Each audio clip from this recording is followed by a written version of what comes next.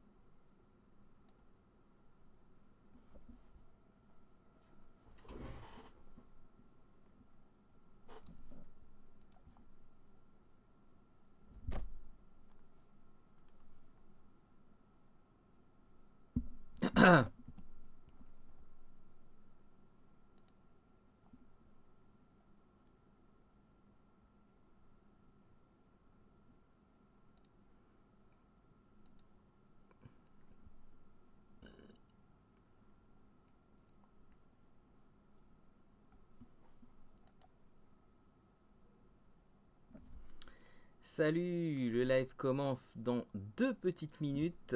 J'espère que tu passes une bonne semaine. Notre rendez-vous de tous les mercredis, mercredi soir 20 h, c'est le Gentleman TV. Alors on est dans le deuxième. La semaine dernière, j'ai essayé de faire un live, ça n'a pas vraiment fonctionné à cause d'une connexion. Je vais partager la page du live sur d'autres groupes, histoire que tout le monde soit au courant. Alors pour l'instant, voilà, ça va commencer dans 2 petites minutes. Je partage. En fait, je peux pas partager si j'ai pas lancé le live. C'est ça qui est un peu particulier. Hop, je partage. Voilà.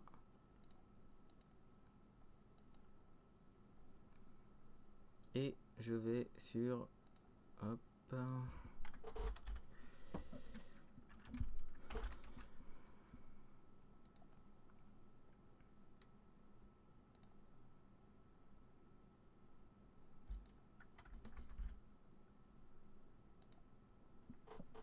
Ok, ok. Alors, j'espère que tu as passé une bonne semaine. Et que tu passes une bonne semaine parce qu'elle n'est pas finie. Aujourd'hui, on va parler d'expertise et de légitimité, de comment devenir un expert dans son créneau. Alors ça, c'est quelque chose qui revient assez régulièrement auprès des personnes que je coach ou des freelances qui me sollicitent sur les différents réseaux. Cette notion de je ne suis pas légitime, je suis dans mon créneau, J'ai l'impression que je suis pas légitime, c'est pas à moi de dire ça, j'ai pas la capacité de le faire. Enfin, toutes ces choses qui font qu'on s'auto-sabote avant même d'aller vers notre réussite. Alors, la notion d'expertise, pour moi, c'est quelque chose qui est clé et qui est très important. Pourquoi est-ce que c'est important? Attention, je ramène un peu le micro vers moi. Euh, Comme ça, voilà, tu vas mieux m'entendre. Pourquoi c'est important? En fait, quand on n'est pas spécialisé, quand on n'est pas expert, c'est on va dire la porte ouverte à la concurrence et pas à la meilleure concurrence. J'en parle souvent dans mes vidéos, mais quand tu vas voir un de tes clients, l'une des premières questions qu'il va se poser, c'est est-ce que c'est la bonne personne pour moi? Si tu commences à donner ton tarif, est-ce que c'est le bon tarif? Mais si toi tu restes positionné juste en tant qu'outil, voilà ce que je fais, je suis un outil, je fais du graphisme, blablabla. Bah, en fait, la différence entre toi et un autre graphiste, entre toi et un autre photographe, entre toi et un autre consultant, il n'y en aura pas vraiment si ce n'est le prix. Et tu vas en fait faire que de on va dire, d'être comparé sur la base du prix. Donc, dans un premier temps, être expert, c'est pour moi être expert, spécialiste, c'est d'abord t'assurer de te rendre à la fois quelqu'un de différencié et de rendre ta valeur unique. Donc, pour rendre ta valeur unique, c'est clé, c'est très important que tu te spécialises, que tu te mettes en avant comme expert. Alors, expert et spécialiste, c'est pas vraiment la même chose. On y reviendra tout à l'heure. Donc, l'expert, comme je disais, c'est clé pour ne pas jouer sur les tarifs uniquement. C'est clé pour ne pas disparaître dans le paysage de tous tes autres confrères, parce qu'il y a beaucoup de personnes qui font la même chose que toi. Et si on ne voit pas en quoi toi tu apportes les meilleures solutions, il y a peu de chances que tu ressortes du lot et tu vas rester dans un truc où tu vas galérer pour avoir des clients, galérer pour les garder parce qu'il y aura toujours quelqu'un de moins cher ou quelqu'un qui va mieux se présenter, mieux se valoriser que toi. Euh, alors attends. J'espère que j'ai pas de soucis. Ah,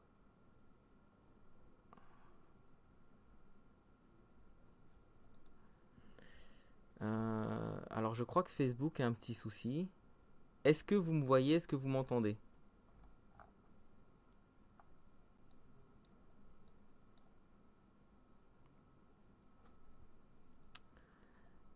Est-ce que vous me voyez? Est-ce que vous m'entendez? Facebook a pas mal de soucis en ce moment avec les lives. Donc si vous me voyez, si vous m'entendez, mettez un petit. Tu m'entends? Ok, super. Merci, c'est gentil. Mais il y a pas mal de problèmes avec Facebook et c'est pas que moi, pas mal de personnes autour de moi qui ont des problèmes avec Facebook Live en ce moment. Donc voilà, donc expert spécialiste. Alors il y a une règle qui dit que pour être expert dans un domaine, il faut avoir fait ses 10 000 heures. Je vois que tu es là, Salif. Salut, Salif. Donc, Salif, je sais que tu as fait tes 10 000 heures dans ton domaine et largement plus. Donc, pourquoi, en quoi est-ce que la question de faire 10 000 heures, ça fait de quelqu'un un spécialiste? En fait, un spécialiste ou un expert. En fait, il y a une question de quantité. C'est-à-dire que faire quelque chose plusieurs fois, le faire de manière répétée, c'est aussi pouvoir répéter les choses et pouvoir prévoir ce qui va se passer. Donc oui, on dit que faire 10 000 heures dans n'importe quel domaine, ça fait de quelqu'un un expert. C'est une règle, alors je ne sais pas d'où elle sort, si c'est une étude ou quoi, mais c'est quelque chose qui revient régulièrement. Bon, expert, qu'est-ce que c'est? Expert, c'est une notion qui est relative. Et en fait, pourquoi le thème d'aujourd'hui, c'est, je parle de légitimité, c'est que très souvent, tu vas te dire, est-ce que je suis légitime pour faire ça? Tu as beau avoir fait 90% de là où tu dois aller implique, mais tu vas toujours te dire, bah, ces 10% là ne me rendent pas légitime en fait, que c'est 10% que j'ai pas. Et moi, il y a une règle qui, pour moi, est essentielle et qui permet de rendre les choses moins graves. C'est de garder en tête que l'expertise, c'est quelque chose d'extrêmement relatif. On peut paraître expert aux yeux d'une personne et pas du tout aux yeux d'une autre. C'est pour ça que même les gens qui sont très élevés dans leur domaine ont très souvent un mentor qui est plus expert qu'eux. Est-ce que ça les empêche d'être des experts? Non. Alors déjà, c'est quelque chose qu'il faudrait éviter de te prendre la tête avec ça, te dire oui, mais je n'ai pas accompli ça, je n'ai pas accompli ceci, etc.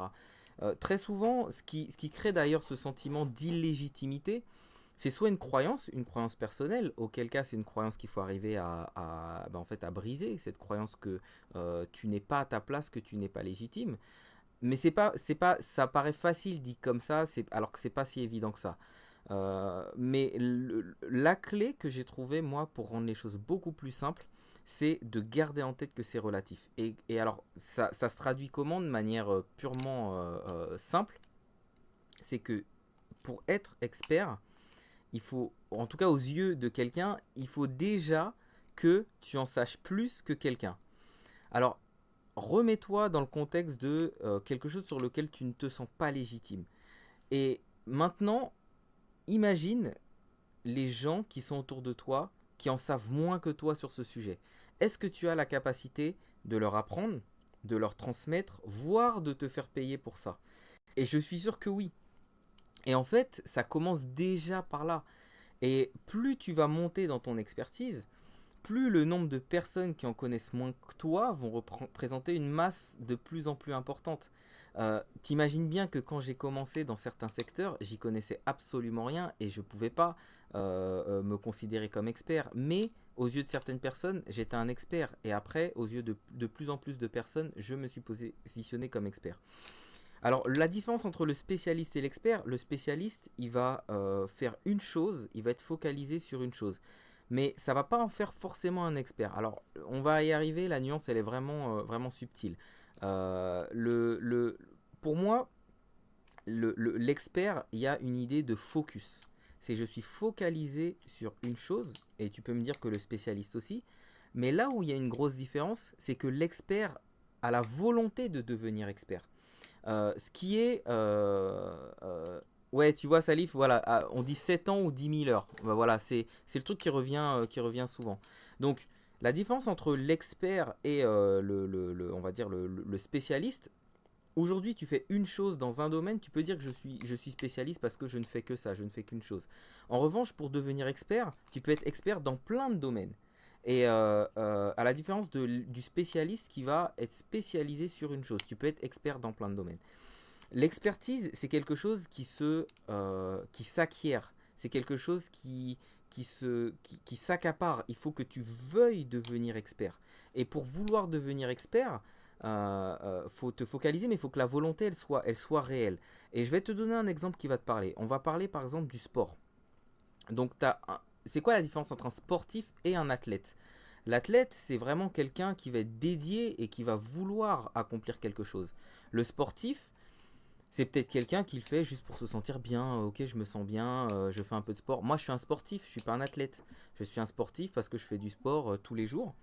Je fais du sport le midi. J'aime faire du sport. Je peux me considérer comme sportif. À partir du moment où tu fais une activité physique, sportive, tu peux te considérer comme sportif. Mais est-ce que ça fait de moi un athlète? Non, parce que l'athlète, lui, il a décidé qu'il allait dédier à son art de sportif, qu'il allait vouloir être certainement le meilleur. Et en fait, on ne devient pas, et c'est là où je te dis qu'il y a une question d'être dédié, c'est qu'on ne devient pas expert par hasard, comme on ne devient pas athlète par hasard. L'athlète passe un nombre d'heures considérable à s'entraîner.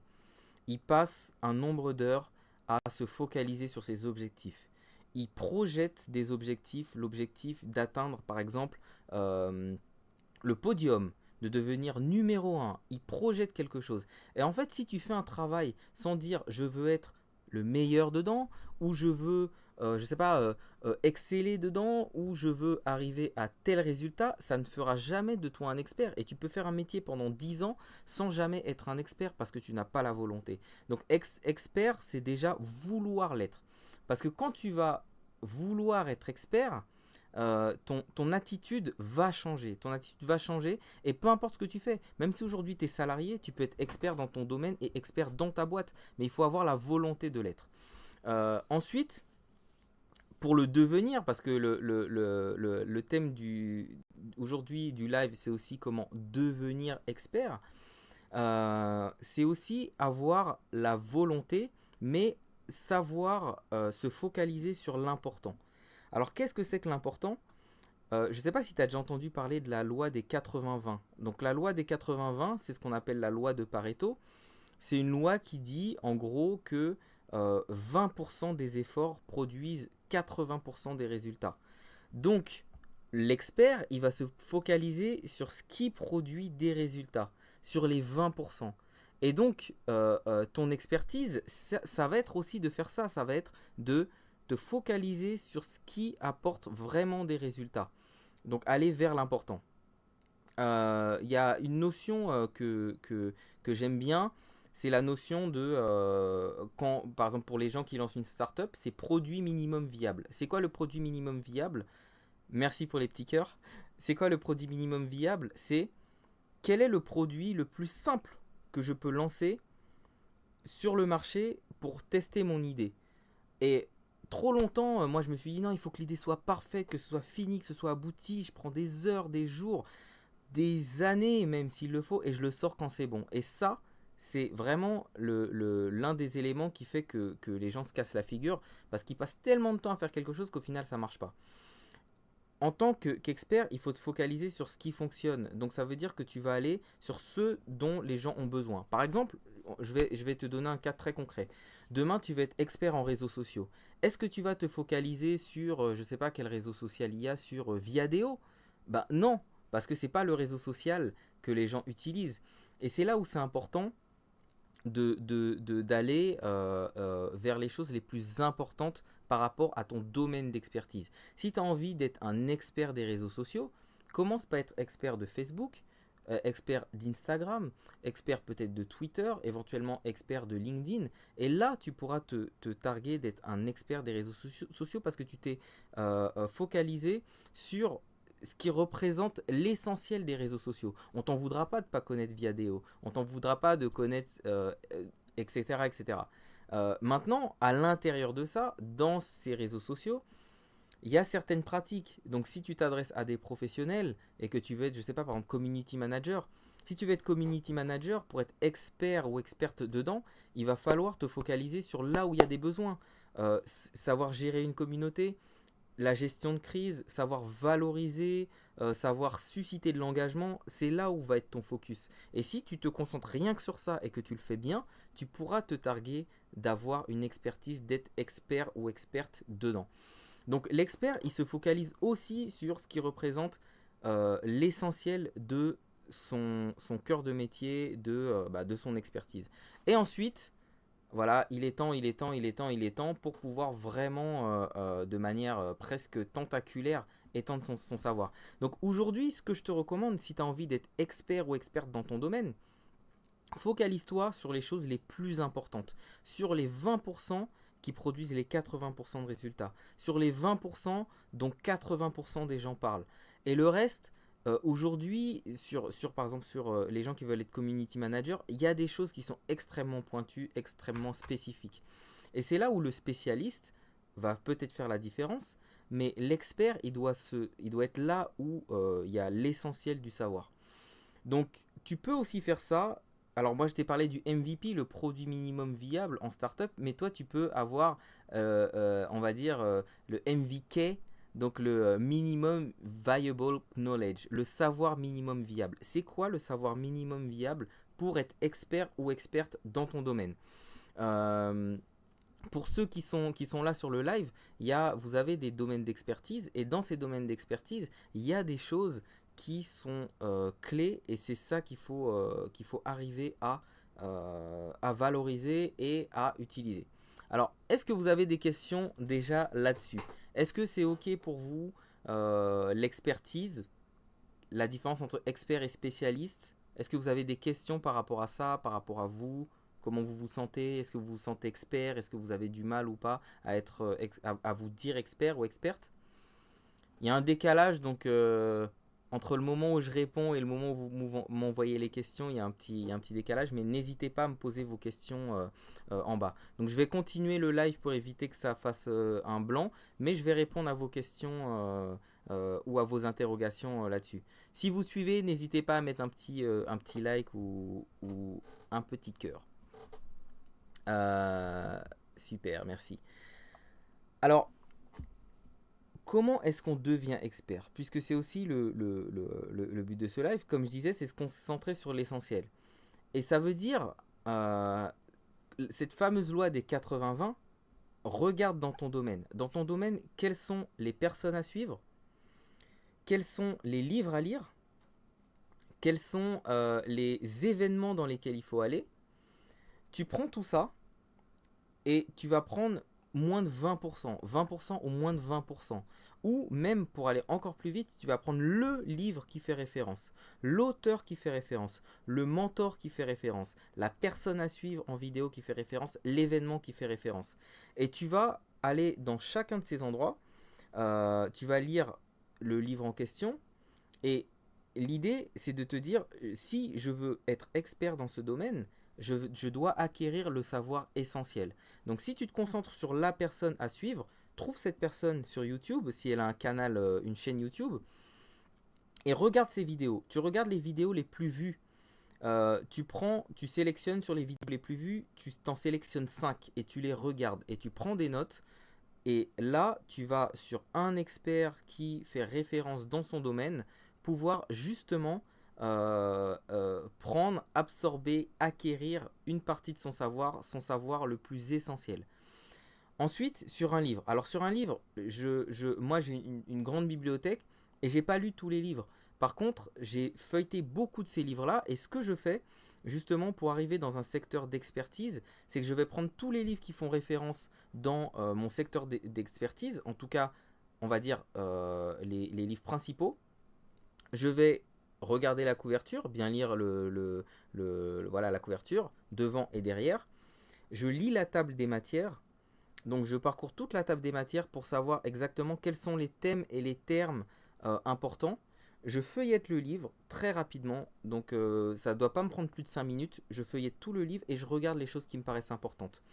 Maintenant, dans ce qui est important, je vais lire les chapitres entiers. Je lis le chapitre entier de ce qui me paraît important et sur tout le reste, je me le mets à regarder plus tard. Ou s'il y a des notions qui sont récurrentes et que je vois qu'elles sont dans ce livre-là, je vais lire les notions récurrentes qui sont dans ce livre. Euh, donc ça, carrément, Yannick, effectivement, faut bien s'informer pour devenir expert dans son domaine. Et, euh, et donc, une des techniques, ce dont je suis en train de parler, c'est d'arriver à acquérir du savoir très rapidement. Donc je parlais de regarder des personnes qui font référence dans leur domaine, qui produisent du contenu, regarder leurs articles qui ont le plus de vues ou le plus de commentaires, de regarder leur contenu qui a le plus de likes, de regarder leur contenu qui génère le plus d'engagement, de regarder leurs vidéos qui ont le plus de vues. Et ça va te donner les points clés, en tout cas dans leur domaine. Donc pareil pour le livre, regardez les livres qui font référence dans un domaine, parcourir la couverture, devant, derrière, la table des matières, parcourir tout le livre de manière très très très rapide, et ensuite s'arrêter sur les passages clés. Les passages clés selon ma vision, mais aussi les passages clés en ayant des termes que je vois apparaître régulièrement dans le livre ou régulièrement dans le métier, dans le milieu. Donc une fois que j'ai fait ça, ça veut dire que je vais me focaliser sur certains sujets, certains éléments clés de on va dire, de mathématiques. Une fois que j'ai fait ça, après, je vais pouvoir creuser et aller vers on va dire, je parle de la règle des 80-20, mais vers les 80 autres pourcents qui vont m'apporter les 20 autres pourcents de résultats.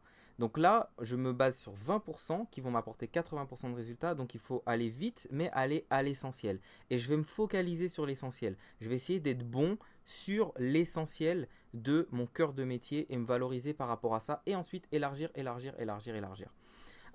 Donc c'est salut Thomas, salut John.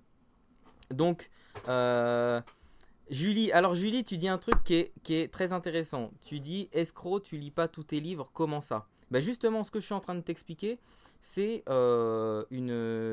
une astuce pour pouvoir aller vite, une astuce de productivité. Ça ne veut pas dire que, bien sûr, les livres que je lis, ce ne sont pas des romans. En tout cas, les livres professionnels, ce ne sont pas des romans. Il y a beaucoup d'ouvrages que je lis qui sont des ouvrages américains, dont 80% du contenu, c'est une redite. C'est le même concept qui est raconté sous forme d'autres histoires. On va te donner l'exemple de Airbnb, après on va te donner l'exemple de Facebook, après on va te donner 1000 exemples pour te dire exactement la même chose. Donc c'est aussi par rapport à ça que moi je me focalise sur l'essentiel, sur les concepts. Donc une fois que j'ai capté ces concepts, si le livre mérite que je le lise entièrement et tous les livres ne méritent pas d'être lus entièrement, c'est comme ça. Je ne vais pas perdre mon temps à lire des livres qui vont rien m'apporter et qui vont pas me faire avancer dans mon expertise. Donc je me focalise sur ce qu'il y a d'important et le reste, si je le veux bien, j'aurai le loisir de lire le reste du livre. Parfois, il y a des livres que j'ai relus des années après parce que j'avais besoin d'aller un peu plus loin. J'étais arrivé à un degré assez fin d'expertise et je voulais aller plus loin. Mais bien entendu, c'est pas la seule chose. Là, je te donne une technique et une astuce pour aller plus vite. Ensuite, ce que je te recommande, c'est de te faire ce qu'on appelle un mind map. Donc un mind map, alors je ne sais pas si tu sais ce que c'est, je vais te montrer très rapidement. Je vais y aller. Alors hop, euh, voilà. Donc un mind map, c'est quelque chose qui te permet d'organiser tes pensées, d'organiser des concepts de manière très visuelle, très graphique. Alors j'essaie de t'en trouver un où je peux, on va dire, qui va pas trop te spoiler, où je dévoile pas trop de choses parce que moi je m'en sers tous les jours pour tous mes business. Euh, donc voilà, je vais te montrer le mind map. Hop, voilà. Donc ça, c'est le mind map que j'utilise pour Beatstaylor, qui est une marque de nœuds papillons imprimés en 3D que j'ai. Donc dans ce mind map, ce que je fais, c'est j'organise visuellement mes idées, mes concepts. Donc là, j'ai travaillé sur mes personas. Mes personas, c'est qui est mon client idéal.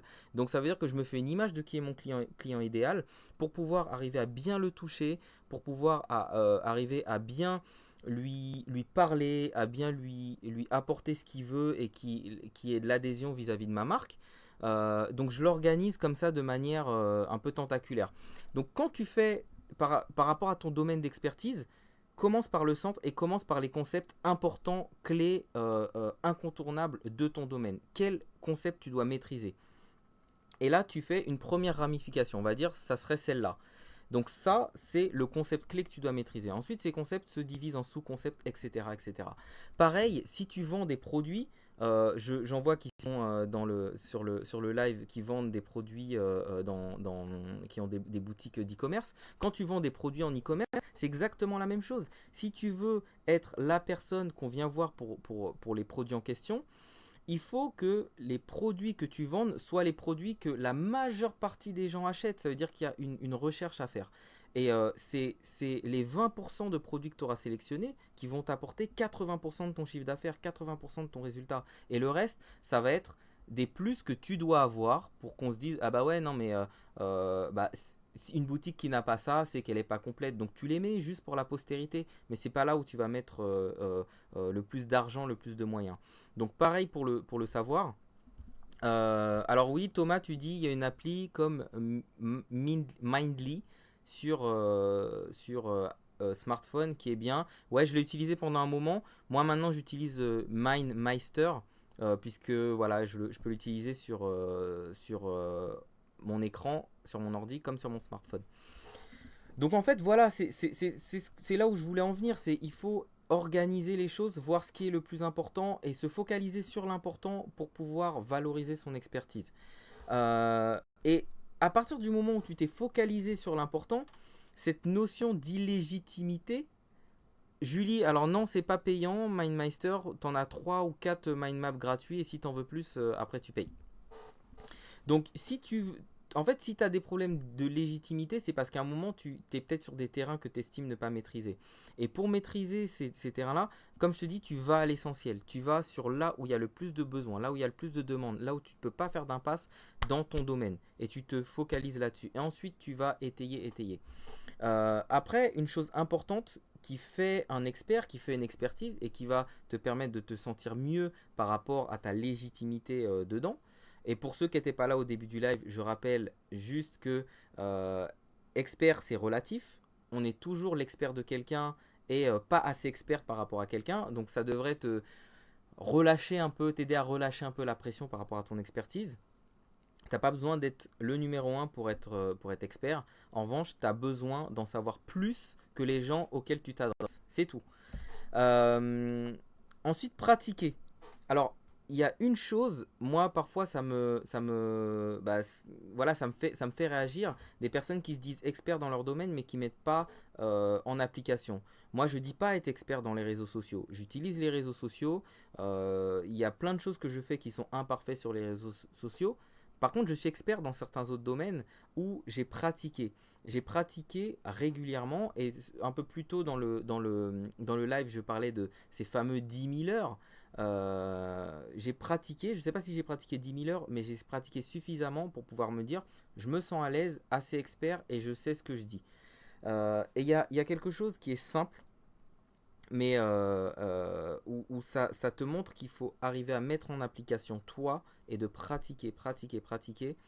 C'est un truc très simple qui dit j'entends, j'oublie, je vois, je me souviens, je fais, je comprends. Et il n'y a qu'en faisant les choses, en les pratiquant et en les pratiquant régulièrement, que tu vas pouvoir suffisamment comprendre les concepts, suffisamment les maîtriser pour pouvoir prétendre être un ou une experte. Euh, je vois beaucoup de personnes qui regardent des vidéos. Une vidéo par exemple sur comment développer par exemple je sais pas, son audience sur Instagram. Et je les vois peut-être un mois, 2 mois après se prétendre être expert d'Instagram. C'est pas ça être un expert. Justement, là on est dans le j'entends, j'oublie, je vois, je me souviens, je fais, je comprends. C'est pas parce que tu as vu et que tu t'es souvenu de quelque chose que ça fait de toi un expert. Et c'est là où il faut vraiment faire la différence entre la connaissance et l'expertise. L'expert, il applique, il le fait. Il ne fait pas qu'enseigner. Et c'est ça la différence. Un expert, c'est pas quelqu'un qui a lu des choses et qui en parle, c'est quelqu'un qui pratique. Euh, donc une autre chose, c'est aussi d'avoir quelque chose de prévisible, quelque chose de répétable. Un expert, il est capable de faire une chose et de la refaire encore, encore, encore, encore et encore.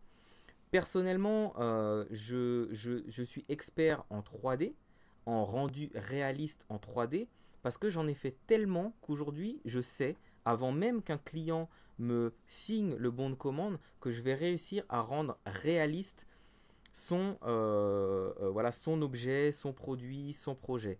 Parce que je l'ai fait tellement de fois, je l'ai pratiqué tellement, et j'ai un process tellement fiable que je sais que le résultat est prévisible. Et l'expert connaît par avance le résultat.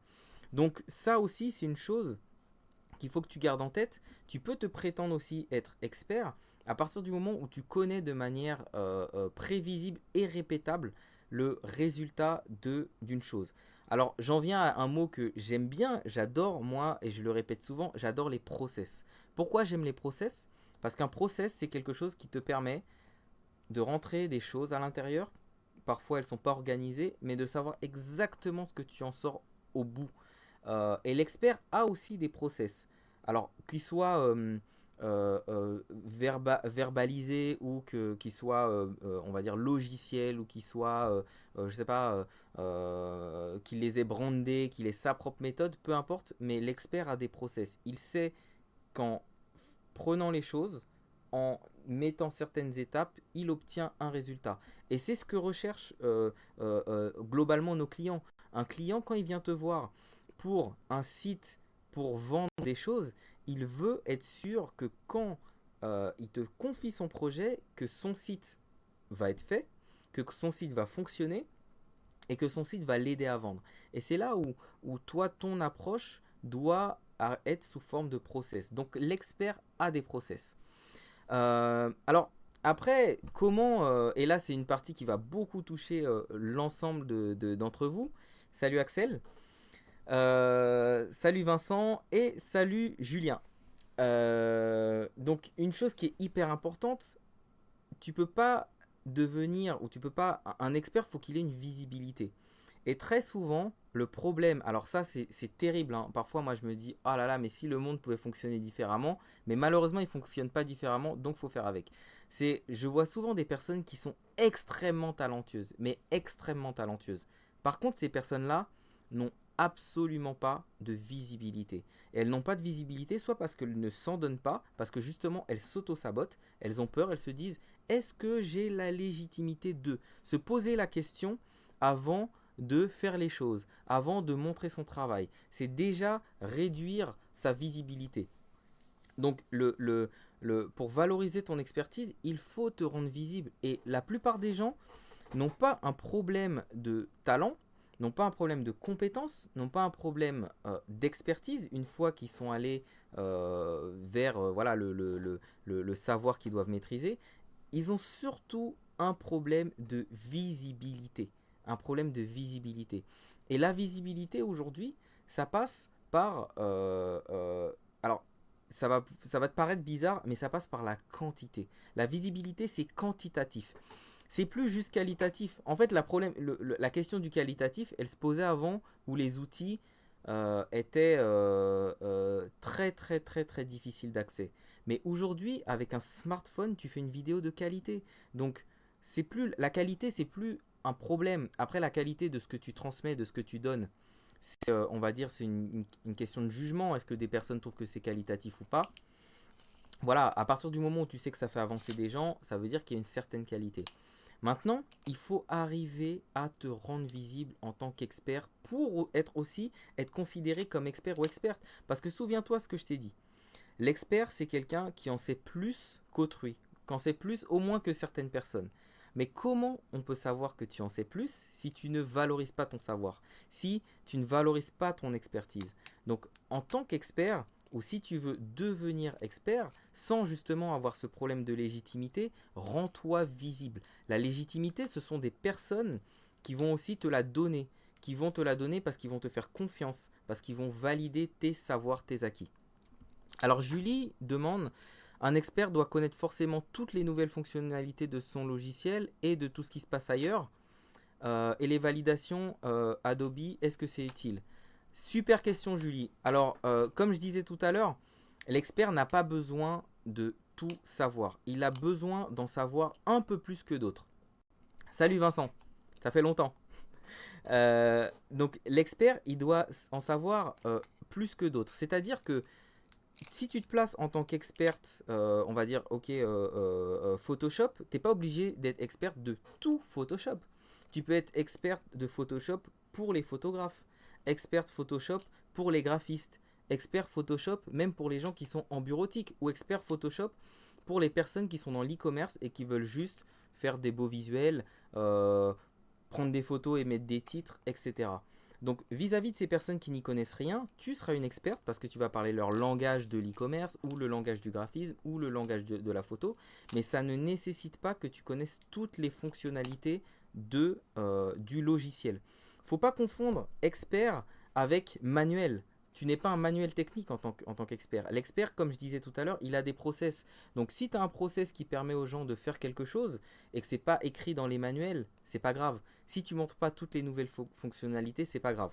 En revanche, effectivement, pour rester pas juste crédible, mais pour rester toujours reconnu dans son marché, dans son milieu, faut se mettre à jour, faut se mettre à jour des nouvelles méthodes, des nouvelles approches, des changements de son milieu. Et si tu connais pas les changements de ton milieu, eh ben, tout simplement, tu pourras pas prétendre à une expertise de ton domaine. Et ça, on revient à la notion que que je mettais en avant tout à l'heure, il faut pratiquer.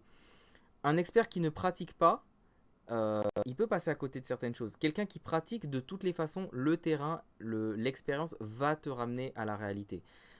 Quand mes clients me demandent certaines choses que je ne sais pas encore, ça me challenge à aller les chercher parce que je vois que leur problématique a évolué et il faut que je sois capable d'y répondre. Et c'est là où aussi j'ai ma position d'expert. Maintenant, je peux décider de dire ça sort de mon champ de compétences, je ne suis pas expert là-dedans et c'est tout à fait ok.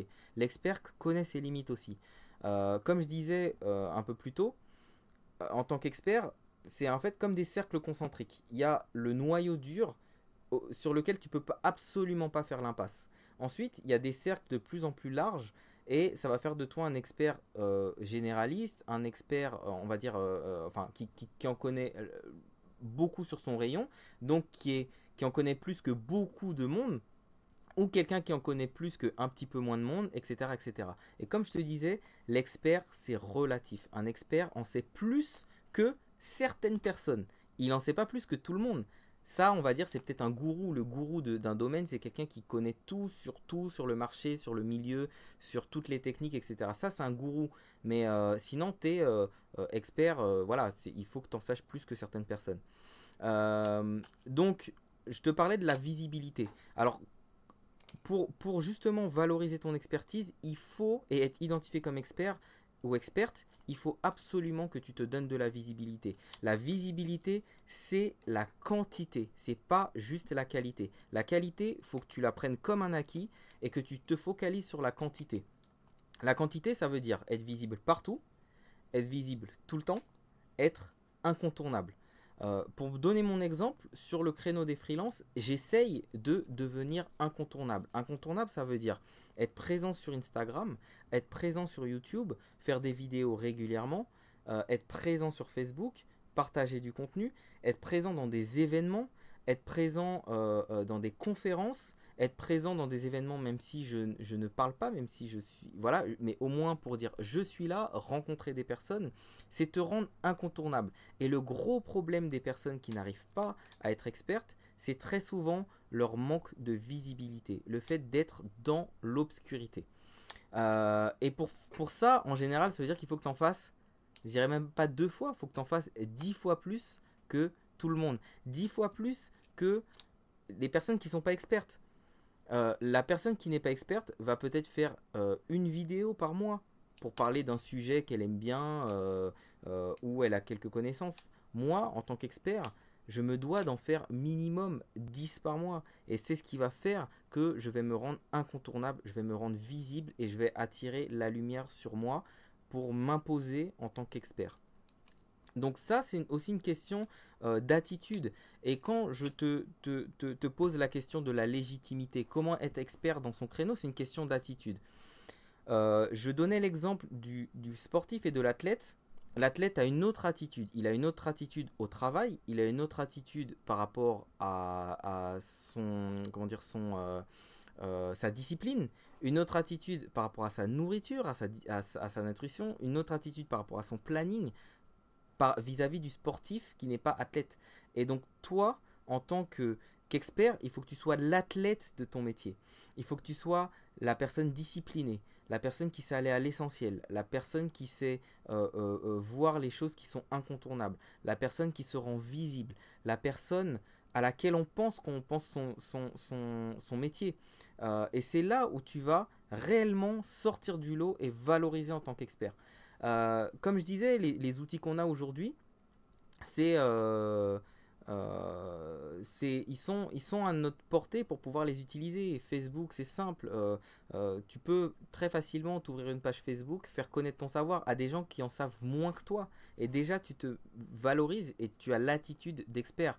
Et en tout cas, pour être expert, il faut le vouloir. Il faut se dire, aujourd'hui, j'ai décidé que j'étais expert ou experte. Et je t'assure que ça tient essentiellement à ça. Après, une fois que tu t'es dit ça, forcément, le reste va changer. Ton attitude par rapport à ce que tu valorises va changer. Ce que ta manière de te présenter en public va changer.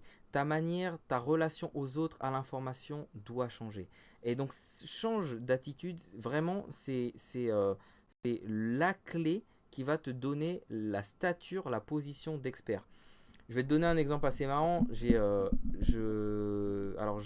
suis avec 2 associés. On a lancé une start-up dans le milieu pharmaceutique dans lequel j'ai très peu de connaissances. Pourtant, je suis allé au salon, au congrès des pharmaciens. Et j'étais au congrès des pharmaciens. Et dans ce congrès des pharmaciens, j'étais face à des dirigeants, à des hauts dirigeants, des numéros 1 de boîtes dans l'industrie pharmaceutique. Des personnes qui pèsent plusieurs milliards, qui ont des boîtes qui pèsent plusieurs milliards. Et ben, dans la mesure où je me suis mis dans l'attitude de connaître ce dont je parlais, dans une attitude non pas de prestataire potentiel, mais d'expert, je leur ai parlé avec des affirmations. Vous faites face à tel challenge. Les choses vont changer comme ça. Ça va évoluer dans ce sens-là. Nous, on va accompagner ces changements, etc. Eh ben, je peux te dire que j'ai eu des acquiescements, j'ai eu des personnes qui absorbaient mes paroles et celles de mes associés, parce que on a eu cette attitude, on s'est positionné en tant qu'expert. On a choisi de dire on est expert. Et donc tout part déjà de ton attitude. Et ton attitude va définir comment les autres te perçoivent. Donc cette question de légitimité, est-ce que tu te sens légitime ou pas dans ton milieu, c'est une question d'attitude. Et si tu te focalises sur des choses clés mais simples et que tu apprends à les maîtriser, tu auras l'assurance et la certitude de savoir de quoi tu parles et de ne pas te sentir illégitime. Après, c'est une question de croyance aussi. J'en parle beaucoup, ça touche au développement personnel, mais on a tous des croyances qui sont des croyances limitantes ou des croyances facilitantes. La croyance de je ne sais pas de quoi je parle, je ne réussirai pas à me démarquer, je ne suis pas la meilleure personne pour parler de ça, c'est une croyance. Et en fait, que tu penses que ce soit vrai ou que tu penses que ce soit faux, tu as absolument raison. Et c'est ça dont je me suis rendu compte il y a quelques temps, c'est que beaucoup de choses qu'on fait sont régies par notre système de croyance. Et la croyance que tu es un expert ou pas, je connais des personnes, ça fait 20 ans qu'elles font la même chose, elles se considèrent toujours pas légitimes, elles se considèrent toujours pas expertes, elles se considèrent toujours pas... voilà, parfois elles ont peur de dire des bêtises, etc. Et c'est ça en fait le problème, c'est une question d'attitude, une question de volonté, mais aussi une question de croyance. Ça veut dire qu'il faut déjà agir sur ton mindset. Comme dirait Christine, il faut agir là-haut, il faut penser à qu'est-ce qui se passe là-haut. Et ça, ce sont des choses qui se règlent. Alors, c'est pas l'objet du live ici, mais tu peux suivre la page Bio Réussite, bio comme bio, et Réussite sur Facebook. On va beaucoup parler de ça. On va faire pas mal d'ateliers de développement personnel autour du mindset lié à l'entrepreneuriat. Et une des choses sur laquelle on va beaucoup travailler, ce sont les croyances. Et ces croyances, elles sont responsables de succès et responsable des plus grands succès et aussi responsable des plus gros échecs. Si tu as la croyance que tu mérites quelque chose, que tu es expert dans quelque chose, ton attitude va changer. Donc voilà pour cette partie-là. Après, pour aussi valoriser ton expertise et, comme je te disais tout à l'heure, ta visibilité, il faut aussi être dans une forme d'enseignement, dans une forme pour être reconnu. Alors, je ne sais pas à quoi c'est lié. Probablement parce que dans une position en tant qu'enfant, en tant qu'adolescent, à chaque fois qu'on est dans une position d'apprentissage, ça met l'autre sur un piédestal parce qu'il y a le sachant et l'apprenant. Et donc ça crée, on va dire, presque automatiquement une hiérarchie. Le fait d'enseigner, alors enseigner c'est au sens vraiment large, c'est plutôt transmettre. Le fait de transmettre ton savoir, que ça passe par des vidéos, que ça passe par des conférences, que ça passe par aller dans des écoles et faire des sensibilisations ou donner des cours tout simplement, tu deviens celui qui sait. Tu deviens le sachant. Et l'expert, c'est aussi celui qui sait. Et pour arriver à être celui ou celle qui sait, il faut aussi être dans cette posture de transmission. La transmission, ça va te permettre aussi d'apprendre beaucoup de ce que les gens veulent savoir et de où il faut mettre le focus en tant qu'expert, mais aussi dans un autre domaine, et là on en revient un petit peu à la question de Julie, est-ce qu'il faut avoir des certifications par exemple? On touche à la même chose. La personne qui transmet, c'est un sachant. La personne qui transmet, en tant que sachant, c'est une preuve sociale. Qu'est-ce que c'est que la preuve sociale? C'est ce qui valide un état, ce que toi tu considères comme un état de fait. Je sais, je suis expert, c'est un état de fait. Maintenant, je peux très bien dire du jour au lendemain, je suis expert en cuisine. Est-ce que ça va faire de moi un expert en cuisine? Non. Par contre, s'il y a des éléments, des preuves sociales qui montrent que mon savoir, mon expertise fait avancer des personnes, Là, ces preuves-là vont renforcer, valider ma position d'expert ou d'experte. Donc, les preuves sociales, elles peuvent être d'ordre divers. Alors, Julie parlait tout à l'heure des certifications. Tu disais validation, mais je pense que c'est certification. Certification Adobe, par exemple. Une certification, c'est une preuve que mon savoir est validé par une institution, par des mentors, par un consortium de personnes qui, dans l'absolu, en savent plus que moi. S'ils en savent plus que moi et qui valident mon savoir, c'est que je peux être considéré comme un expert. Donc, est-ce que tu dois faire des certifications? Il y a des certifications qu'on peut avoir en ligne assez facilement. Ça peut renforcer la preuve sociale. Maintenant, qu'est-ce qu'il y a d'autre comme preuve sociale? Il y a d'autres preuves qui sont les autres. Par exemple, mon savoir, si je l'ai transmis et que des personnes en parlent, c'est une preuve sociale. Donc, avoir des témoignages, les témoignages, c'est une preuve sociale puissante. Si je dis je suis bon, c'est pas la même chose que si 10 personnes disent il est bon. Et ça, c'est quelque chose à vraiment utiliser dans ton domaine d'expertise. Si tu as un site aujourd'hui et que tu valorises pas cet aspect preuve sociale, et par exemple pour Thomas qui a un e-commerce par exemple, ou d'autres, John par exemple qui a un e-commerce, la preuve sociale c'est aussi comment dire, le système d'étoiles et pourquoi j'ai pas le mot? Mince, enfin bref, pas les notations, en fait, voilà, le système de notation des clients, les retours clients, les commentaires. Quelqu'un qui dit ce produit est génial, achetez-le, forcément, ça va beaucoup plus parler que si je dis achetez-le, achetez-le, achetez-le, il est bien. On sait que je suis là pour vendre, personne va forcément me croire de facto. En revanche, si 10 personnes le disent, c'est peut-être qu'il faut me croire. Donc, utiliser la preuve sociale, c'est hyper, hyper, hyper important dans cette notion de transmission, de valoriser. Donc, la transmission, c'est une preuve sociale. Si je transmets, c'est que je sais. Si je sais, c'est que je suis expert. Et les retours clients, l'expérience. Hop, alors attends, voilà, le retour des clients, les taux de satisfaction, les commentaires clients, tout ça c'est hyper important. Alors, Julie avait posé une autre question. Je crois que je suis expert plus en marketing, mais je dois travailler ma visibilité. Ouais, voilà, c'est ce que je disais, c'est visibilité. Presque personne n'a un problème de légitimité en vrai. Quand tu fais quelque chose, tu as déjà la légitimité de facto. Et puis il y a toujours des personnes qui vont penser que tu es illégitime et toujours des personnes qui vont penser que tu l'es. Donc pars dans la croyance que tu l'es. Adopte l'attitude que tu es légitime. Par contre, ce qui va te manquer, c'est de la visibilité. La légitimité, le talent, sans visibilité, c'est. Moi c'est drôle comme phrase, mais je dis talent caché, talent gâché. Si ton talent n'est pas visible, ton talent est gaspillé, il est gâché, personne ne peut en profiter. Je connais énormément d'artistes malheureusement qui ont énormément de talent et qui se plaignent toujours en disant ouais mais telle personne elle a pas de talent mais elle est toujours sur le devant de la scène. Oui mais elle sait valoriser le peu qu'elle fait. Elle le fait peut-être moins bien que toi mais elle sait le valoriser et ça c'est hyper important. Alors Salif qui nous dit malgré mes heures de 3D, je me pose très souvent la question du suis-je légitime pour former, enseigner dans un contexte pro comme être formateur dans une agence? Bah, Salif, alors, moi, je peux t'apporter la réponse. Oui, tu en connais assez. Oui, tu es assez bon et ça fait aucun doute. Oui, tu es quelqu'un qui aime transmettre. Oui, tu es quelqu'un qui sait transmettre. Et d'ailleurs, je te l'ai dit et je vais réitérer ma proposition.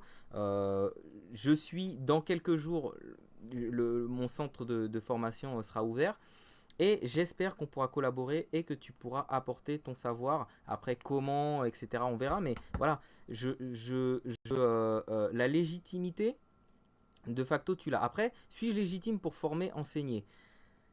Est-ce que tu as un savoir qui peut se transmettre? Oui. Est-ce qu'il y a des personnes qui en savent moins que toi? Largement. Donc déjà, rien que ça fait de toi quelqu'un légitime pour pouvoir enseigner. Ensuite, la vraie question, c'est est-ce que j'ai envie de le faire? Est-ce que je suis pédagogue? Est-ce que j'ai envie de le faire? Si tu as envie, la question ne se pose pas. Est-ce que je suis pédagogue? Il y a des méthodologies pour apprendre à transmettre. Donc la question de la légitimité, à partir du moment, et ça je le répète pour ceux qui nous ont rejoints dans le live, salut Aurélie, ça fait longtemps qu'on ne s'est pas vu, merci d'être là. La question de la légitimité, elle se règle tout de suite à partir du moment où tu te dis, je peux enseigner à quelqu'un qui en sait moins que moi. Est-ce qu'il y a des personnes qui en savent moins que moi? Oui, tu es de facto légitime pour enseigner au moins à ces gens-là. Et même quelqu'un qui débute dans un domaine a toujours quelque chose à transmettre, à enseigner. Même s'il va l'enseigner dans un cadre où ça va être pas cher, rapide et ça va durer 1 heure parce qu'il a qu'une heure de savoir à transmettre, c'est pas grave, c'est déjà faisable. Euh, il y a des personnes qui sont largement meilleures que moi pour faire par exemple en sport des burpees, mais parce que moi j'ai appris à le faire, que j'ai testé différentes approches et que j'en ai trouvé une qui fonctionne pour moi, je pourrais si je veux demain dire comment, pas des burpees pardon, faire des muscle up. Donc muscle up c'est tu montes comme en traction et ensuite tu passes par-dessus, etc. Donc ça, il y a plein de gens qui ont galéré. Si demain je décidais de faire une vidéo pour enseigner et de dire comment faire des muscle up, voilà, je sais pas, quand on ne fait pas, quand on n'est pas un super athlète, etc. Bah, je vais l'enseigner pas à pas parce que je l'ai fait. Et le fait que j'en sache un peu plus sur des personnes qui l'ont pas fait, c'est suffisant pour me permettre d'enseigner. Alors je te dis tout de suite, si tu as des choses à transmettre, si tu as des choses à enseigner, relax, relax. Tu en sais forcément plus que certaines personnes. Et ben prends ces personnes-là et enseigne-leur ce que tu as à leur enseigner. C'est cool, c'est cool. No stress. Il n'y a pas besoin d'être le numéro un de ton domaine pour réussir à enseigner. Très souvent, c'est lié à une croyance limitante. Alors on en revient encore aux croyances. La croyance de oui, je suis exigeant. Oui, je vois qu'il y a des personnes qui sont meilleures que moi. Donc je ne peux pas moi enseigner parce que diraient ces personnes-là? Que diraient ces personnes-là qui font largement mieux que moi? C'est pas grave. Ces personnes-là ont des personnes qui sont encore mieux qu'elles, etc., etc., etc. Donc la question de la légitimité, c'est pas une question qui va se régler comme ça du jour au lendemain, mais par contre, si tu adoptes la posture et l'attitude, les choses vont changer. Si tu te dis que de toutes les façons, tu enseignes à des personnes qui en savent moins que toi, tu vas te relaxer. Si tu te dis que de toutes les façons, c'est pas grave, que tu as des choses à transmettre, encore une fois, tu vas te détendre. Voilà. Alors, Thomas qui dit moi perso j'ai du mal à trouver un moyen d'expression dans lequel je me sens à l'aise pour m'exprimer. Bah, je vais redire ce que j'ai dit un petit peu plus tôt, c'est l'expérimentation. L'expérimentation, ça doit être un mode de vie. Il n'y a rien d'autre que l'expérience qui doit valider certaines choses. On a tous fait l'expérience de ce métier qui nous paraissait génial sur le papier, de cette formation qui nous paraissait top dans l'absolu, et dans la réalité, c'est autre chose. Et c'est le gros problème pour moi de l'enseignement, de l'école, c'est que l'école est basée sur des fantasmes. Des conseillères d'orientation qui vont parler d'un métier qu'ils ou elles ne connaissent pas. Ils sont dans un fantasme, dans un rêve, dans quelque chose qui n'existe pas. Ils ne sont pas proches de la réalité du métier. Et ça veut dire qu'après, une fois qu'on envoie des élèves qui ont fait toute la partie théorique, quand ils sont dans le concret, dans le pratique, ils vont se dire mais ouais, en théorie c'est un métier que j'aimais, mais en pratique j'aime pas du tout. C'est pas du tout ça que j'aime faire. Et à contrario, des métiers auxquels ils n'auraient jamais pensé, en fait, ils trouvent que c'est intéressant, c'est bien, ils s'y sentent bien. Donc, ce que je te conseillerais, Thomas, c'est test, test, test, test. Personnellement, je suis pas quelqu'un qui, et ça je l'ai dit il y a pas longtemps, je suis pas quelqu'un qui est un mec du devant de la scène, un mec qui se met en avant, un mec qui se montre en vidéo. En fait, ça c'était le cas jusqu'à ce que j'en fasse. Et je me suis fait violence, j'ai fait des vidéos, j'étais super pas à l'aise, je pense que ça se sent dans mes premières vidéos, c'était pas moi à 100%, mais c'est en y allant que progressivement les choses elles se sont dessinées pour moi. Et en fait, non, il n'y a pas a priori de canal sur lequel tu vas, ou de moyen d'expression sur lequel tu vas te sentir à l'aise. Il n'y en a pas a priori. Il faut les tester, et il faut les tester tous jusqu'à ce que tu te sentes à l'aise dans un truc. Si ça doit être du blogging, teste le blogging. Teste l'écriture pendant une semaine. Tous les matins, tu te prends une demi-heure et tu écris, écris, écris. Et c'est valable pour tout le monde. En fait, je prends le cas de Thomas qui a mis un commentaire, mais ça s'adresse à tout le monde. Tu as un domaine d'expertise, tu as envie d'être valorisé, de te valoriser en tant qu'expert ou experte, teste des choses. Teste l'écriture. Tu prends 20 minutes le matin, ou une demi-heure, tu te lèves plus tôt, et tu écris, tu écris, tu écris, tu écris, tu écris, tu écris. Tu écris ce qui te passe par la tête, tu écris ce que tu as appris la veille, bref, tu écris. Tu vas peut-être te positionner en tant que personne qui enseigne ce qu'elle a appris récemment et qui est dans un mode avançons ensemble. Il y a une fille que je suis sur Facebook, c'est ce qu'elle fait. Elle dit à sa communauté, on apprend ensemble, on avance ensemble. Je suis peut-être un demi-pas plus loin que vous, mais on apprend ensemble. Et tout ce qu'elle apprend, elle le partage à sa tribu. Et c'est très bien. Et elle a l'air d'une experte pour sa tribu. Une experte qui teste tout le temps. Donc, voilà, commencez à faire une chose. Et soyez impliqués dedans. T'as envie d'écrire, tu testes, écris tous les jours. Écris tous les jours pendant 20 minutes, mais écris tous les jours. Stephen King, c'est ce qu'il dit dans un de ses livres où il parle de comment devenir écrivain. Il dit écrivez, écrivez tous les jours. Ça ne s'apprend pas, ça se fait, ça se vit. Donc là, teste l'écriture. Teste la vidéo. Même si tu ne montres aucune vidéo, moi, il y a plein de vidéos au début, je ne les ai pas publiées, je les ai faites pour moi. Et je me suis dit, est-ce que c'est un exercice qui m'amuse? Est-ce que c'est un exercice qui me passionne? Est-ce que c'est un exercice dans lequel j'ai l'impression que je peux transmettre, que je peux donner? Ensuite, il y a peut-être une autre manière de faire, c'est les rencontres. C'est peut-être ton meilleur canal, les rencontres. Organise des rencontres. Tu vas sur meetup.com, tu organises un meetup sur une thématique où tu as envie d'être reconnu comme expert ou experte. Et tu regroupes des gens une fois, puis deux fois, puis trois fois, puis t'en fais un par semaine. Il y a plein de lieux sur Paris qui te permettent, en échange d'un verre, donc les gens payent un verre et puis ils peuvent venir dans l'espace, qui te permettent gratuitement d'avoir accès à des espaces et de créer et d'organiser des meet-up. Donc tu fais ton meet-up si tu es dans le vrai, enfin dans la vraie vie, dans le présentiel. Teste les vidéos, teste le texte comme je disais, teste les podcasts, la voix, juste ta voix. Si tu adores faire des PowerPoint, j'ai vu des gens qui aiment faire ça, ils adorent des PowerPoint. Tu mets un PowerPoint qui explique ton savoir et tu te mets juste en voix off. Avec ton téléphone portable, t'enregistres. Voilà, il y a plein de manières de faire. Il y a plein de manières de faire et tu vas forcément trouver une manière qui te correspond. Une manière qui est la meilleure manière pour transmettre ce que tu veux transmettre.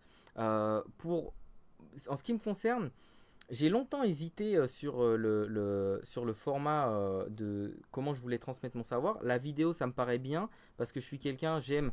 En fait, pour moi, l'énergie, elle doit circuler aussi. Et l'énergie de ce que je donne, de comment je le donne, j'ai envie que ce soit palpable. Donc la vidéo, c'est bien. Par contre, au bout d'un moment, la vidéo, bah, ça me correspondait pas trop, quoi. Donc, enfin, c'est pas que ça me correspondait pas trop, mais la vidéo figée, je me disais que c'était pas assez. Donc, j'ai eu envie de faire des lives. Alors Aurélie, merci pour tes vidéos, tu es une vraie source d'inspiration. Merci Aurélie, c'est super gentil. Et c'est des mots comme ça qui me boostent, qui me donnent la force de continuer, même si je passe des journées de malade et je dors quasiment pas. Ces petits messages, ils sont hyper importants. Donc merci. Et c'est à moi cette fois de mettre c'est même pas un petit cœur, c'est un gros cœur. Donc un gros cœur, merci pour vos encouragements. Hier, j'étais à un événement des Nanas de Paname. D'ailleurs, je vous invite à suivre les Nanas de Paname. Génial ce qu'elles et ils font, parce qu'il n'y a pas que des nanas. Vraiment top, donc allez les voir. Et Chloé des Nanas de Paname a fait un événement qui était génial hier soir. C'était les foodistas de Paname, donc toutes les nanas qui sont dans le fooding. Et il y a une personne qui est venue me voir et qui m'a dit merci pour tes vidéos, etc. Ça fait toujours plaisir, ça fait toujours chaud au cœur. Donc un gros merci et un gros cœur à vous. Donc tu disais Thomas, tu as commencé à traduire un livre, mais ça prend beaucoup de temps. Ouais, ça prend beaucoup de temps, mais c'est une super idée. Traduire un livre pour te positionner comme expert de ton domaine, c'est génial. Franchement, bravo. Et tiens bon. Et la clé, c'est la rigueur. Je sais pas quel rythme tu t'es donné, mais peut-être que t'as pas besoin de te fixer une date fixe. Fais un truc, c'est tous les jours, t'en fais un petit peu. Même si c'est 20 minutes, même si c'est une demi-heure, t'en fais tous les jours, tous les jours, tous les jours. Et voilà. Alors tu dis, t'es dans la campagne catalane. Ouais, la campagne catalane, bah, c'est sûr pour les meet-up, voilà. Mais il y a peut-être d'autres manières de réunir des gens, donc voilà, tu verras. Donc, je vais faire un petit récapitulatif. Alors, un expert, pourquoi être expert? Donc, il faut être expert pour pouvoir se différencier, pour pouvoir sortir du lot, pour pouvoir vendre à ses clients, pour pouvoir être clairement identifié pour avoir des clients. Si tu n'es pas expert, on va te comparer par rapport au prix et ce sera très difficile de faire valoir ta qualité par rapport aux autres. Un expert, c'est quelqu'un qui a pratiqué pendant suffisamment longtemps une chose ou qui a réussi à se focaliser sur une chose et à l'expérimenter régulièrement, régulièrement et à la mettre en application. Donc, il y a une règle qui dit qu'un expert a passé 10 000 heures à faire quelque chose. Donc, il y a la notion de quantité à faire une chose pour pouvoir être expert. Expert, c'est une notion relative. Donc, ça veut dire qu'on est toujours l'expert de quelqu'un et l'élève de quelqu'un d'autre. Moi-même, j'ai des mentors et je suis le mentor d'autres personnes. Donc, on est tous l'expert de quelqu'un. Et ça te permet de relativiser en disant que, bah, en tant qu'expert, il faut tout simplement que tu en saches un peu plus qu'une autre personne. Ensuite, l'expert apporte des réponses qui sont argumentées, donc ça veut dire qu'il y a de l'expérience. C'est pas juste il faut faire ça, il sait pourquoi il faut faire les choses. L'expert, c'est quelqu'un de focalisé. Et l'expert, c'est quelqu'un qui a l'attitude d'expert, c'est-à-dire qui veut l'être, qui a décidé de l'être, comme l'athlète a décidé d'être athlète et qu'il a décidé de ne pas être un simple sportif. Ensuite, l'expert va vers l'important. Et d'ailleurs, si tu veux aller vite dans un domaine d'expertise, focalise-toi sur les 20% qui apporteront 80% de résultats. Si tu n'étais pas là au début du live, tu pourras regarder, j'ai donné 2-3 techniques en termes concernant les vidéos et concernant les livres pour aller très très vite dans un domaine d'expertise et pouvoir aller à l'essentiel. L'expert met en pratique, l'expert pratique. Donc je répète cette phrase clé, j'entends, j'oublie, je vois, je me souviens, je fais, je comprends. Donc pour comprendre les choses et les faire comprendre, l'expert doit non seulement faire, mais il doit aussi parfois faire faire. Donc c'est là où on en vient à la notion de transmission. Donc l'expert, il transmet. Et transmettre par des livres, par des vidéos, par du texte, par des articles, par tout ce que tu veux, par des conférences, ça permet de t'identifier comme celui qui sait. Et pour être identifié comme celui ou celle qui sait, il faut être dans la lumière. Donc ça veut dire que c'est pas juste une histoire de qualité, mais c'est une histoire de quantité. Il faut que tu sois visible, incontournable même. Donc ça veut dire qu'il faut que tu fasses 10 fois plus que les autres pour être visible en tant qu'expert. Il faut produire beaucoup plus de contenu, il faut être visible sur beaucoup plus d'endroits et être visible beaucoup plus en quantité. Et enfin, comme je disais, l'expert a des process, c'est-à-dire que l'expert rend les choses prévisibles et aussi répétables. Un expert, c'est pas un chercheur, c'est pas quelqu'un qui cherche quelque chose, c'est quelqu'un qui a trouvé une solution qui fonctionne, qui est capable de la mettre en application, voire de la transmettre. Donc voilà, et pour finir, ah oui, puisque ça j'en ai parlé aussi, c'est de toujours tester les choses pour rester toujours au top de son game, quel que soit ce qu'on fait. Donc voilà, si tu as des questions, n'hésite pas, je suis là pour ça. Si tu as des questions, tu peux me les poser là, en bas. On peut rester encore 10 minutes, un petit quart d'heure, je réponds à des questions. Si jamais tu as des questions a posteriori, n'hésite pas à les poser dans les commentaires et puis j'y répondrai si j'ai le temps. Si tu ne me suis pas encore sur YouTube, Gentleman Motivateur sur YouTube, tu me trouves et sur mon site aussi www.gentlemanmotivateur.com. Voilà, moi je suis très actif sur Instagram, sur Facebook. Tu as des questions, n'hésite pas à me les poser. En tout cas, voilà, j'ai fait ce live aujourd'hui sur ce domaine-là parce qu'il y a beaucoup de personnes qui ne se sentent pas légitimes alors qu'elles le sont largement. Et j'espère que je t'ai permis de prendre les choses avec plus de légèreté, de t'aider à te rendre compte que bah, tu en sais forcément beaucoup plus qu'une personne et forcément un peu plus que pas mal d'autres personnes. Et ça suffit à te positionner pour pouvoir transmettre ton savoir, pour pouvoir vendre tes prestations par exemple, et pour pouvoir te positionner en tant qu'expert ou experte. Après, comme je disais, un élément clé, c'est vraiment de travailler sur tes croyances. Donc au lieu de dire je ne sais pas, je ne peux pas, je ne mérite pas, commence par te dire je mérite, je veux, je suis. Et même si tu n'y crois pas au début, mais pose-toi ces affirmations et essaye d'y croire et tu verras que progressivement tu y croiras, mais aussi, et c'est ça qui est magique, c'est que vu que tu te donnes une autre attitude, les gens autour de toi vont commencer à changer. Les gens vont te considérer différemment et ça va attirer vers toi d'autres personnes qui vont valider justement ton attitude en tant qu'expert puisque c'est ce que tu cherches. Voilà, donc s'il n'y a pas de questions, on va terminer ce live. Je te remercie de m'avoir suivi pendant cette heure-là. Je te donne rendez-vous. Malgré tout, je diffuse toujours du contenu sur YouTube et sur Instagram quasiment au quotidien. Mais je te donne rendez-vous la semaine prochaine pour un nouveau live, Gentleman TV, le numéro 3. Alors, j'ai pas encore la thématique, mais je vais communiquer sur la thématique quelques jours avant. Donc, voilà. Si jamais tu as un sujet dont tu veux que je parle dans ce live-là, dans un prochain live ou dans une vidéo, n'hésite pas à me les poser en commentaire juste en bas.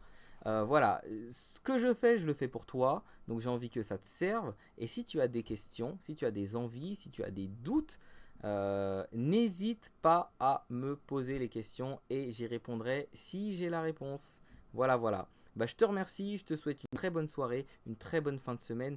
Et comme je dis toujours, sois toi et crois en toi. Allez, à plus, c'était Can, Gentleman Motivateur.